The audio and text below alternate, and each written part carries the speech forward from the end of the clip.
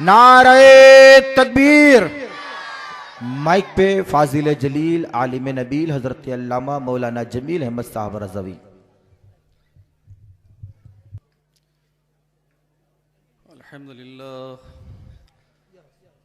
الحمد لله الذي فضل سيدنا ومولانا محمدا صلى الله تعالى عليه وسلم على العالمين جميعا وأقامه يوم القيامة للمذنبين المتلوثين الخطائين الهالكين شفيعا فصلى الله تعالى وسلم وبارك عليه وعلى كل من هو محبوب ومرضي لديه صلاة تبقى وتدوم بدوام الملك الحي القيوم. وأشهد أن لا إله إلا الله وحده لا شريك له وأشهد أن سيدنا ونبينا ومولانا ومأوانا وملجانا محمدا عبده ورسوله بالهدى ودين الحق أرسله. أما بعد فأعوذ بالله من الشيطان الرجيم. بسم الله الرحمن الرحيم. يا أيها الذين آمنوا استعينوا بالصبر والصلاة إن الله مع الصابرين. ولا تقولوا لمن يقتل في سبيل الله أموات بل أحياء ولكن لا تشعرون. آمنت بالله صدق الله العظيم وصدق رسوله النبي الأمين الكريم. نعرہ تکبیر، نعرہ رسالت، ذکر شہدائے کربلا حضرت علامہ شہادت حسین صاحب قبلہ. نعرہ تکبیر، نعرہ رسالت. یا رسول اللہ صلی اللہ علیہ وسلم.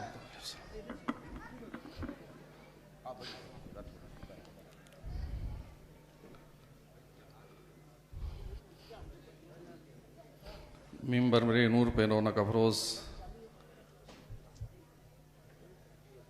نمونہ سلف قاضی شہر بنارس حضرت علامہ غلام یاسین صاحب قبلہ و علماء ملت اسلامیہ و سامعین کرام، السلام علیکم ورحمۃ اللہ وبرکاتہ.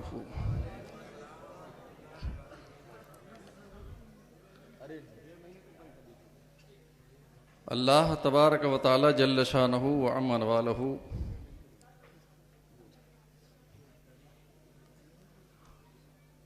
اپنے مومن بندوں کو حکم دیتا ہے کہ اے ایمان والو، صبر اور نماز سے مدد طلب کرو. اللہ صبر کرنے والوں کے ساتھ ہے. اللہ تبارک و تعالی صابرین کی مدد فرماتا ہے.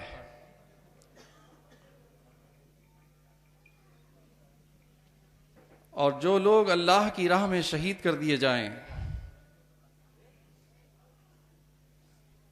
تو وہ ہرگز مردہ نہیں ہیں بلکہ وہ زندہ ہیں. لیکن ان کی زندگی کیسی ہے، وہ کس طرح سے زندہ ہیں، اپنی قبروں میں وہ کس طریقے سے زندگی گزار رہے ہیں، اس کا شعور اللہ نے تمہیں نہیں دیا ہے. جو مخصوص ہیں اولیاء اکرام، انبیاء اکرام، رسولان اکرام کی جماعت، ان پر سب واضح ہے. عام آدمی کو اس کا شعور نہیں دیا گیا. تو جو لوگ اولیاء اکرام، شہداء اکرام کی زندگی کا انکار کرتے ہیں وہ کتنے ناشعورے ہیں. قرآن خود اعلان فرماتا ہے کہ انہیں شعور نہیں ہے، بس اس پر ایمان رکھو کہ وہ زندہ ہیں اور رزق دیے جاتے ہیں، ہرگز انہیں مردہ نہ کہو. اور دوسرے مقام پر اللہ تبارک و تعالیٰ نے ارشاد فرمایا کہ وَلَا تَحْسَبَنَّ الَّذِينَ قُتِلُوا فِي سَبِيلِ اللَّهِ أَمْوَاتًا بَلْ أَحْيَاءٌ عِندَ رَبِّهِمْ يُرْزَقُونَ کہ انہیں ہرگز مردہ گمان نہ کرو. تو آج یہ جشن شہدائے کرام جو راما پورہ کی سرزمین پر ہم لوگ منا رہے ہیں، یہ بڑی ہی بابرکت محفل ہے. محفل جس کے نام کی طرف منسوب ہوتی ہے، جس شخصیت کی طرف منسوب ہوتی ہے، اس شخصیت کو دیکھو کہ کتنی عظمت والی ہے. تو جب ذات اتنی عظمت والی ہے تو اس ذات عالی کے نام پر جو محفل کا انعقاد ہوا ہے وہ بھی کتنی عظمت والی اور برکت والی ہے. تو آپ اللہ کی رحمتوں و برکتوں سے مالا مال ہو رہے ہیں. تو اللہ تبارک و تعالیٰ نے خاص طور سے مومن بندوں کو حکم دیا ہے کہ تم کسی بھی پریشانی اور مصیبت میں صبر کا دامن اپنے ہاتھ سے جانے نہ دو. صابر و شاکر رہو. کتنی بھی مصیبتوں کے پہاڑ تم پر ٹوٹ پڑیں لیکن صبر کا دامن چھوٹنے نہ پائے. اور نماز سے وابستہ رہو کہ نماز ہر مسلمان مرد و عورت عاقل و بالغ پر فرض کر دیا ہے اللہ تبارک و تعالیٰ نے. 24 گھنٹے میں 5 وقت کی نماز. یہ نماز جو بندے کو رب سے ملاتی ہے، یہ نماز جب کوئی مومن بندہ نماز پڑھنے کے لیے کھڑا ہوتا ہے، نیت باندھتا ہے اور قرآن کریم کی تلاوت کرتا ہے، تو کلام ربانی کی تلاوت جب نماز کے اندر بندہ کرتا ہے تو گویا وہ اپنے رب سے ہم کلام ہوتا ہے. اسے اپنے پروردگار سے ہم کلامی کا شرف حاصل ہوتا ہے. تو قرآن پہ عمل کرنا مومن مسلمان کا فریضہ ہے. اور مومن مسلمانوں پر تمام فرضوں میں سب سے اہم فرض نماز ہے. اس نماز کی پابندی ہمارے اوپر لازم ہے کہ ہم اس کی پابندی کریں. اپنے مسجدوں کو نماز پڑھنے سے آباد کریں، اپنے سر کے سجدوں سے آباد کریں. آج ہماری مسجدیں نمازیوں سے خالی نظر آتی ہیں.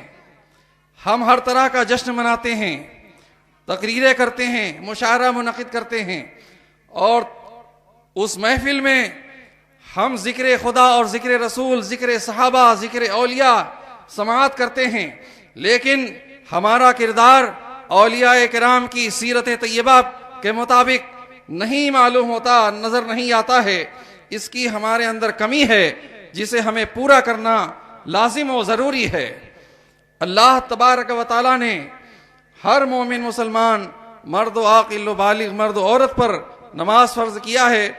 مرد کی ذمہ داری ہے کہ اپنے گھروں میں عورتوں کو بھی، لڑکیوں کو بھی، بچیوں کو بھی نماز کی تعلیم دے، نماز کا طریقہ بتائیں. یہ نماز جو انبیاء کرام رسولان اعظام خود ادا کرتے تھے، امت کو تعلیم دیا، تمام اولیاء کرام کا اسی پہ عمل رہا ہے. آج ہم اس سے بہت دور نظر آ رہے ہیں. ان کی تعلیمات پر عمل کرنا ہماری لازم و ضروری ہے کہ رسول کونین صلی اللہ علیہ وسلم نے ارشاد فرمایا کہ علیکم بسنتی و سنت الخلفاء الراشدین، کہ میری سنت کو مضبوطی سے پکڑو. تو انبیاء کرام کی سنت بھی نماز ہے، صحابہ کرام کی سنت بھی نماز ہے، شہداء اسلام کی سنت بھی نماز ہے. کہ یہ حسنین کریمین کتنے عابد و زاہد تھے، اللہ کی بارگاہ میں کس قدر عبادت اور سجدہ ریزی کیا کرتے تھے. امام حسن و حسین رضی اللہ تعالیٰ عنہما کے بارے میں آپ سماعت کرتے ہیں کہ وہ کس قدر عابد و زاہد تھے، اللہ کی بارگاہ میں کیسی ریاضت کیا کرتے تھے. نماز پنجگانہ کے علاوہ نہ جانے کتنی نمازیں صلاۃ اللیل کی شکل میں، نماز تہجد کی شکل میں، دیگر نوافل کی شکل میں وہ نماز ادا کیا کرتے تھے اور نماز سے اللہ کا قرب حاصل کرتے تھے. تو اگر ہمیں ان سے محبت ہے تو ان کے کردار سے کیوں نہیں محبت ہے؟ امام عالی مقام سے ہمیں محبت ہے تو ان کی ہر ادا سے ہمیں محبت ہے، اور ان کی ہر ادا پر قربان ہو جانا ہی صحیح سنی مسلمان کی علامت ہے. کہ جب ہمارا عمل ان کے عمل کے مطابق ہوگا، ان کے صدقے میں ہم اگر عبادت کریں گے، اللہ کی بارگاہ میں مناجات کریں گے، تو انشاءاللہ العزیز اللہ کی رحمتیں ہمارے شامل حال ہوں گی. تو پروردگار عالم نے اپنے پیارے حبیب سید عالم نور مجسم محمد رسول اللہ صلی اللہ تعالی علیہ وسلم کو عرب کی سرزمین پر پوری دنیا انسانیت کی رہبری اور رہنمائی کے لیے مبعوث فرمایا۔ نبی کونین صلی اللہ علیہ وسلم جب دنیا میں تشریف لائے اور اس خطے میں تبلیغ اسلام کا کام شروع کیا ہے تو وہ قوم جو ایک درندہ قوم تھی، اس قوم میں اللہ کی وحدانیت کا درس دیا، اپنی رسالت کو پیش کیا۔ نبی کونین صلی اللہ علیہ وسلم نے کس قدر حکمت عملی کے ساتھ لوگوں کو حق کا راستہ دکھایا ہے، لوگوں کے بگڑے ہوئے دلوں کو بنایا ہے، اور جب لوگوں کے بگڑے ہوئے دل بننا شروع ہوئے تو صحابہ کی جماعت بڑھتی چلی گئی، اور ایک دن ایسا انقلاب مکہ کی سرزمین پر ہوتا ہے کہ رسول کونین صلی اللہ علیہ وسلم مدینہ منورہ کی سرزمین پر لاکھوں صحابہ کرام کی امامت کا فریضہ انجام دے رہے ہیں۔ تو ایک ایک کر کے یہ تعداد بڑھتی گئی، اور بگڑے ہوئے دلوں کو بنانے کا جو سلسلہ شروع ہوا تو بنتا چلا گیا، اور اتنا بنا کہ پوری دنیا میں مسلمانوں کی عظیم جماعت اپنا اسلام کا فریضہ انجام دینے لگی۔ اسلام کی تبلیغ کے لیے عرب کی سرزمین سے نکل کر دنیا کے مختلف حصوں میں وہ پہنچ گئی، اور اللہ اور رسول کا پیغام عام کر رہی ہے۔ امام حسین رضی اللہ تعالیٰ عنہ کربلا کی سرزمین پر پہنچتے ہیں تو کیوں پہنچتے ہیں؟ آپ نے جو اتنی بڑی شہادت پیش کی ہے، کس لیے پیش کی ہے؟ کہ مسلمان قوم صرف میری شہادت کو قصہ اور کہانی بنا کر سن لے اور ان کی سیرت طیبہ کو اختیار نہ کرے، تو یہ ہمارے لیے کس قدر کم نصیبی کی بات ہے کہ امام عالی مقام نے قانون اسلام کو سربلند کرنے کے لیے ایک مسلم قوم، ایک مسلم حکومت جو مسلمان کے نام پہ قائم کی گئی تھی، یزید کی حکومت، اس نے غیر اسلامی طریقہ اختیار کر رکھا تھا۔ لہو و لعب میں اس کی زندگی گزرتی تھی، نماز سے دور تھا، شراب اور زنا اس کے قریب ہو چکی تھی، اور اس کے حکومت کے بہت سارے لوگ، اس کے عوامل اسلام کے قانون کی دھجیاں اڑا رہے تھے۔ تو امام عالی مقام نے کربلا کی سرزمین پر پہنچ کر اس کے خلاف علم جہاد بلند کیا، اور اللہ کے دستور و قانون اور محمد رسول اللہ صلی اللہ علیہ وسلم کی سنت کو عام کرنے کی غرض سے یزید کو چیلنج کر دیا کہ امام حسین سر تو دے سکتا ہے، لیکن یزید پلید کے گندے ہاتھ میں اپنے پاک ہاتھ کو نہیں دے سکتا، اس کی بیعت نہیں کر سکتا ہے۔ تو اتنا بڑا چیلنج صرف 72 نفوس قدسیہ نے ایک بہت بڑی حکومت کو کر دیا جو اسلامی حکومت کے نام پر یزید نے قائم کر رکھا تھا۔ تو اصلاح مسلم کے لیے، اصلاح حکومت کے لیے، یزیدیوں کی اصلاح کے لیے آپ نے اتنا بڑا چیلنج کربلا کی سرزمین پر کیا۔ اللہ تبارک و تعالیٰ کی بارگاہ میں آپ کی قربانی ایسی مقبول ہوئی ہے کہ کسی نے کہا کہ قتل حسین اصل میں مرگ یزید ہے، اسلام زندہ ہوتا ہے ہر کربلا کے بعد، اور زندہ جاوید ہے اللہ والوں کا گروہ، امت مرحومہ سو سکتی ہے مر سکتی نہیں۔ آج امام حسین رضی اللہ تعالیٰ عنہ کے نام پر لوگ غم مناتے ہیں، کہیں تیجا منایا جا رہا ہے، کہیں 10واں منایا جا رہا ہے، کہیں 40واں منایا جا رہا ہے۔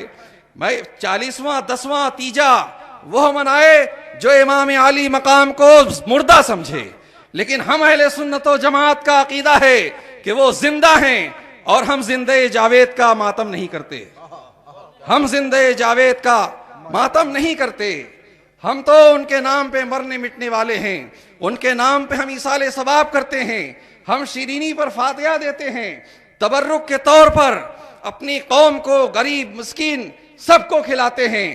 ہر امیر و غریب ان کے نام پہ ایصال ثواب کراتا ہے اور ان کے فاتحے میں شریک ہوتا ہے اور اس طریقے سے ان کا فیض حاصل کرتا ہے. تو جس طریقے سے کھانے پینے کے معاملے میں ایصال ثواب کی خاطر ہم اچھے سے اچھا کھانا تیار کرتے ہیں، تو ہم اسی طریقے سے بڑھ چڑھ کر عبادت کے معاملے میں بھی ان کے شانہ بشانہ ہم نظر آئیں کہ ہم وقت پر جیسے ہی مسجد کا مؤذن اذان پکارے نماز کے لیے تو ہم اپنے گھروں سے ٹڈی کی طرح سے مسجدوں کی طرف رواں دواں نظر آئیں.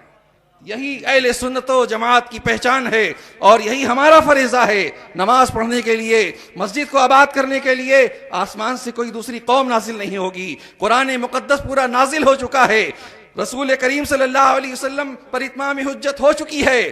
اب قیامت تک قرآن مقدس کی تعلیمات پہ عمل کرنا امت مسلمہ کا فریضہ ہے. پروردگار عالم اپنے پیارے حبیب سید عالم نور مجسم محمد رسول اللہ کے صدقے میں ہم تمام مسلمانوں کو احکام اسلام پر عمل کرنے کی توفیق عطا فرمائے. اور آج کے اس نورانی اجتماع کے مقرر خصوصی